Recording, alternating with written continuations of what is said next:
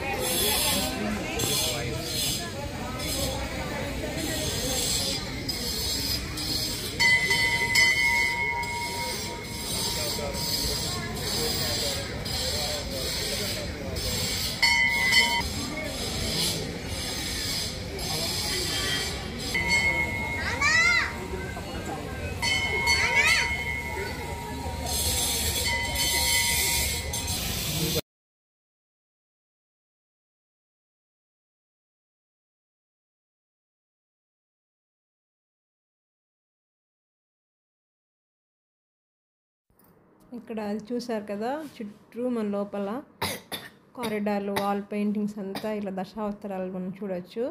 అలా ఇక్కడ యజ్ఞం చేసిన విభూది కూడా ఇక్కడ ఉంది. సో ఇక్కడికి వచ్చి మనము లెఫ్ట్లో వినాయక స్వామి గుడి, అలాగే శివాలయం కూడా మనము చూడొచ్చు అనమాట.